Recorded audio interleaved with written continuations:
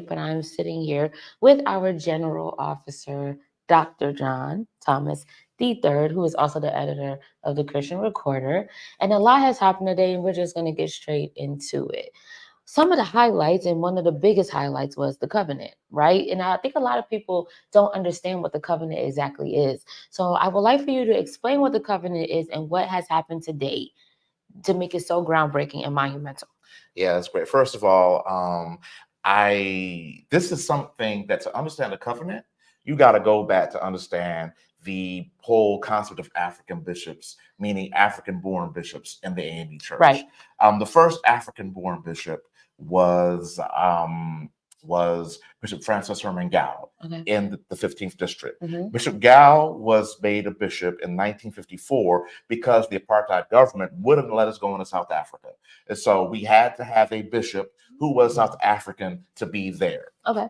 What would happen would be they were like, we don't believe that a Black American bishop, that might be too much for our people. It's a lot. So we were able to get Gow in, and Gow did a wonderful, amazing work. So then what began to happen was our bishops were able to get over there more and more and more. And so then you fast forward to 1984.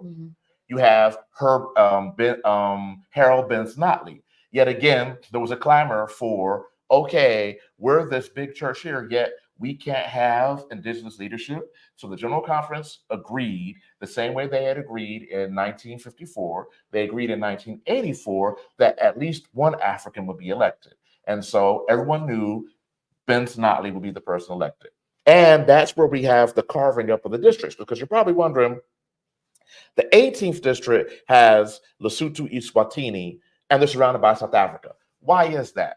Well, because of apartheid. Because Lesotho was an independent Black nation, Eswatini was an independent Black nation, apartheid South Africa. Gotcha. And so we split and so at one point South Africa was this whole Episcopal district. We split it in half to also create some jurisdictions and allow for things. So Benz-Notley eventually presided over the 15th, the 19th, and the 18th districts, and was able to really lead a foundation and grow the AME Church in Africa.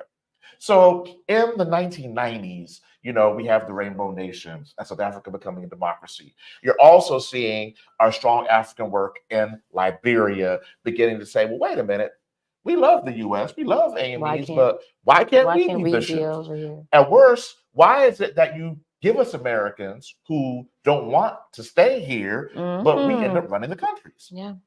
So there's a process called the Africa Jurisdiction Council, started by Bishop Notley, Bishop Henning, and they and other bishops who were really committed and passionate about making sure that African leadership rose to the episcopacy.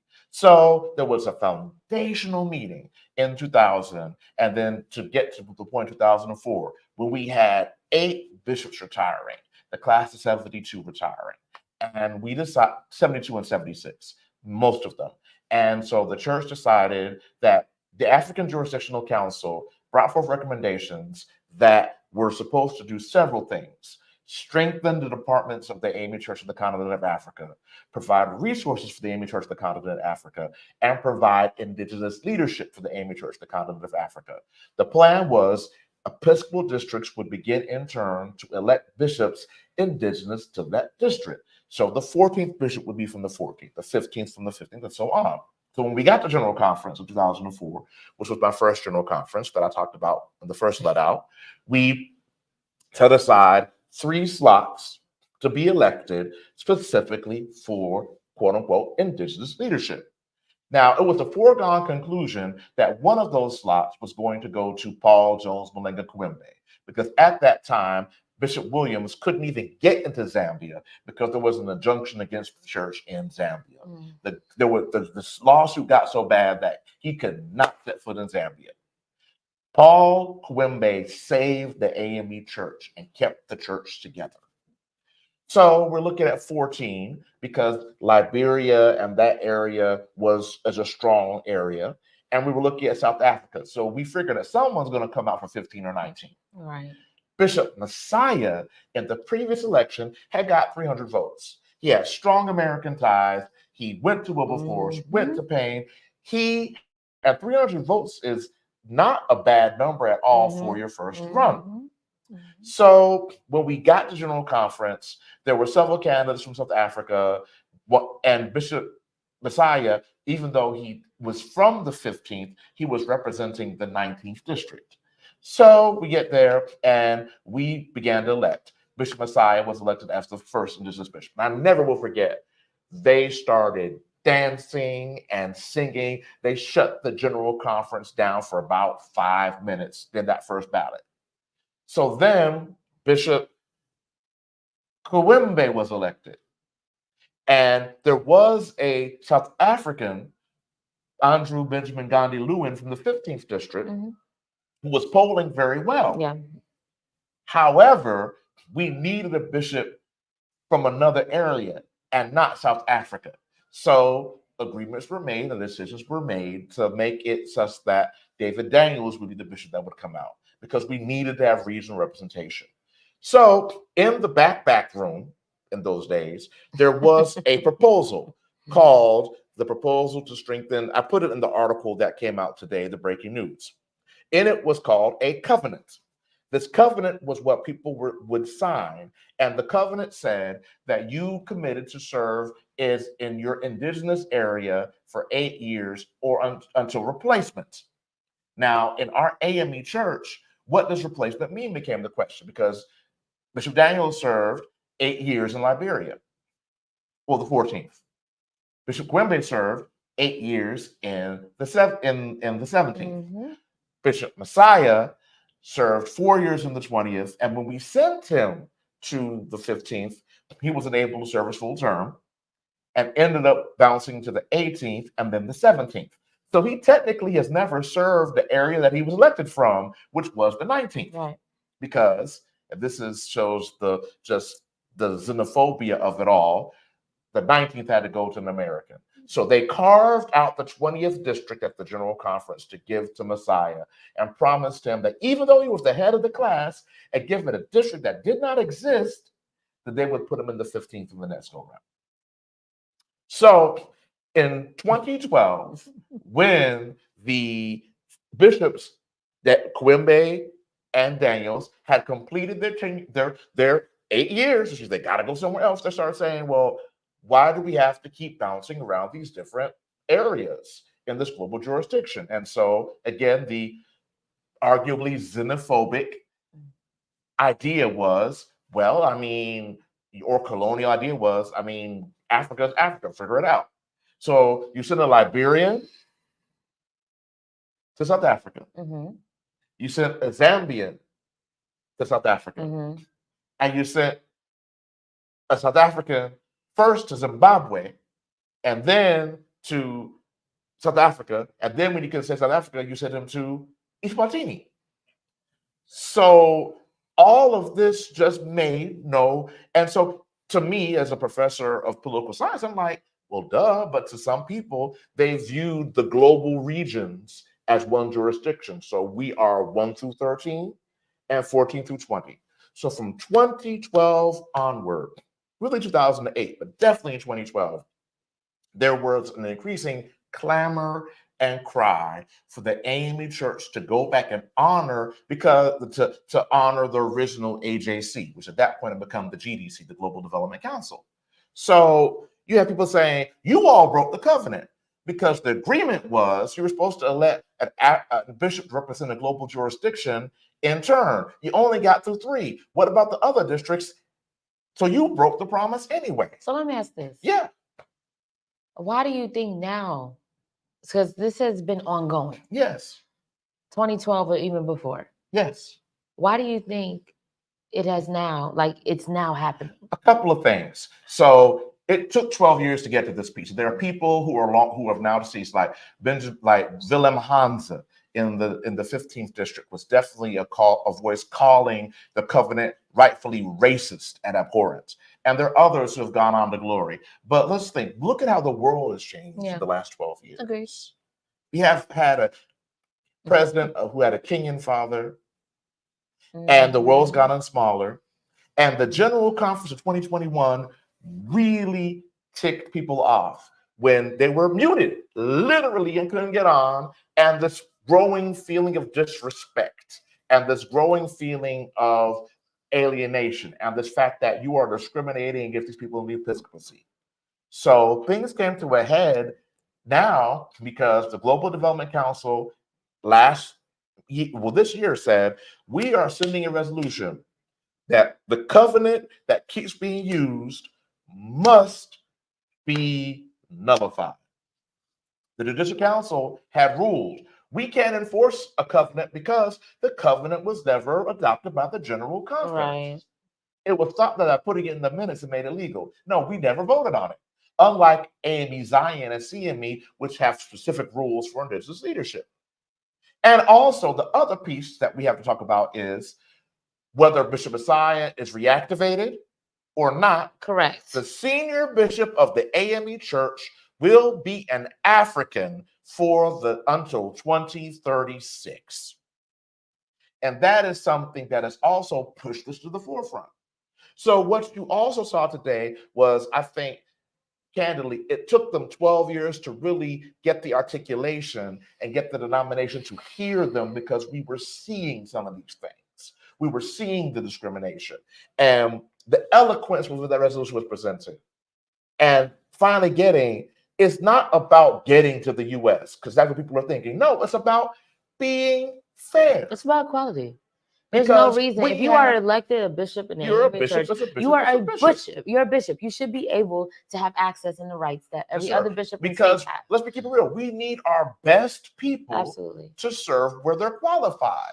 And there are gifts that our African bishops have that could benefit U.S. districts. So, today was not just a victory for 14 through 20. Mm-hmm. Today was a victory for the AME Church. Today was a victory for us to really be a liberating, reconciling church. But this is not the first thing, because as other people pointed out on the floor, you make us run with you all. How are we going to make this level playing field? So that's why this covenant was huge. So let me say, if you are physically here, you will understand how heavy it is right now, right? And every day it's getting heavier with just things that should have been addressed. We have yet to get to the LGBTQIA situation, so we have so much more to go. However, it is refreshing that this happened. Yes. Yes. This is so refreshing because of all that has been happening here. And to think that it's been 12 years and we're finally at a resolution is a blessing. And that gives me some hope, because I'm not going to lie, it's been rough. But we are doing it, and unfortunately, sometimes it takes that long, but this is refreshing. So with that being said, we got a long way to go. It's day 3. It's day 3, y'all. What time is it? 3. Are we in the next day? It's day 3. What should we be expecting for the rest of the conference? What are maybe some of the highlights or major subjects that are going to be brought up on the floor? So let's look at some landmarks. Let's go day by day. So let's look at what we could expect tomorrow, because I don't even want to get to Sunday. Can we not? Let's get to tomorrow. Let's take it day by day. The revisions committee has to bring out several important bills that were mandated to deal with the Department of Retirement Services. But there was clearly a push today to just abolish the department and basically use contract WestPath completely. We will have to see where that goes. But is that because of what is happening? Oh, definitely. With the annuity. Definitely. And I mean, one of the candidates running right now for the office has publicly said, if the department was sunset, I wouldn't mind. I just want to do a good job here. So there's that. Yeah. Also, of course, the LGBTQ proposal has not, let's be clarified what this is. The proposal on eliminating the ban on same-sex marriage in the discipline has to come up, because our study committee has done 3 intensive years of work.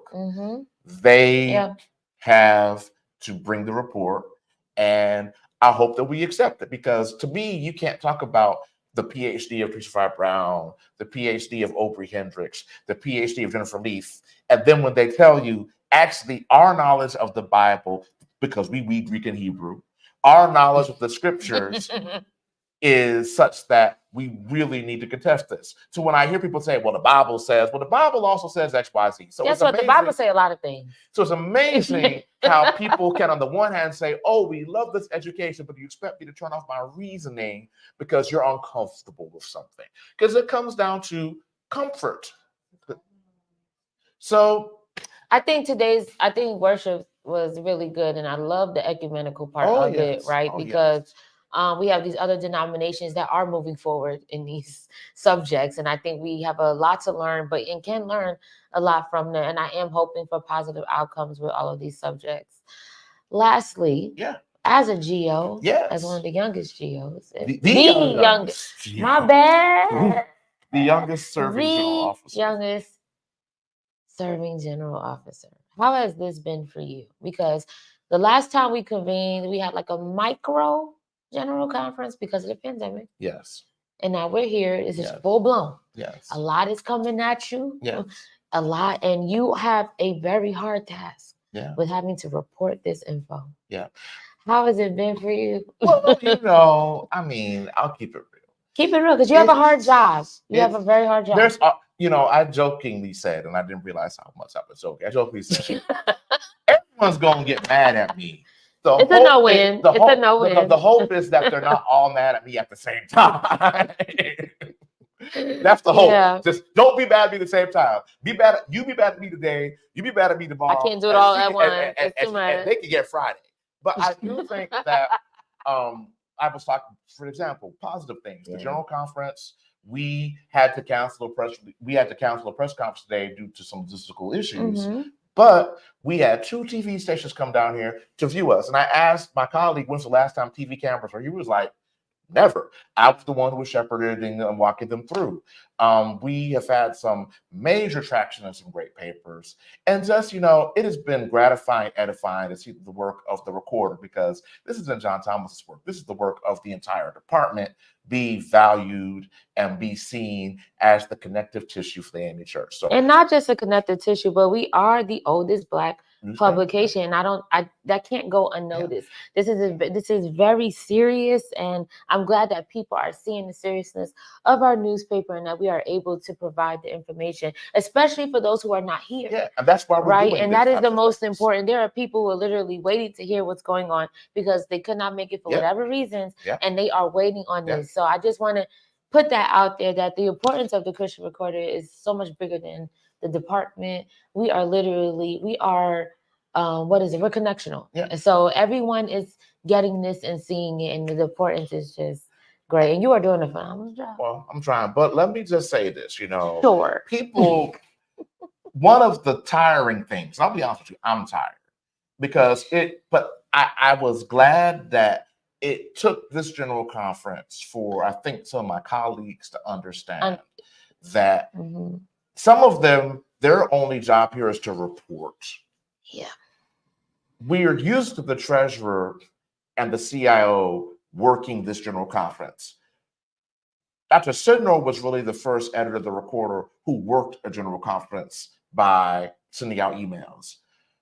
My job as the de facto press secretary of the general conference in this era of a 24-hour news cycle with social media I think finally people begin to see the communications person is also working at the general conference. And no shade to the Daily Report, that is an independent publication, but the communications of the AME Church are working at this meting. Absolutely. And that means that there's some late nights. There's some tough conversations. Yeah. There's some tough calls, but I want people to understand that we love the church and we are doing what we can to make sure that everyone feels and understands. Don't look at what we say or how we say it. Look at the fact that don't look at what we're doing and look at what's being said so that you're being informed. So you can make your own opinion. And that's what's important to us. It's extremely important. It's just, this is very important, and just Black journalism, period, is kind of like vanishing. So I think that these spaces are extremely important. However, I'm not gonna hold you up because it's late. this is what he's talking about. We've been at this since Yeah. like Monday. So and we're tired. However, thank you for your time and looking forward to see what's upcoming in these next few days, especially bishops and who we're voting in and stuff like that. Because yeah, but you know what I'm looking forward to? I'm looking forward to, you know, those really great young people who like the Kyla who I interviewed yesterday and just seeing how they're enjoying this. I'm looking forward yeah, and I to shout hearing out and to seeing them. Wilberforce University. I Yes. interviewed current students here today, and it Yes. was absolutely amazing. And they Yes. really, truly are our future, and they're going to follow us. And they're so passionate. I do ask you all who are watching, if you are not subscribed to the Christian Recorder, please go onto the website, subscribe, so you can get these daily digest emails with breaking news and things that are happening. If you would like a physical copy, because some of you have actually come up to me during the conference and asked me for a physical copy, which is a great thing. and I gave you the information on that. You can also find that on the website. You have an amazing night. Please rest, and we'll see you tomorrow. That's right.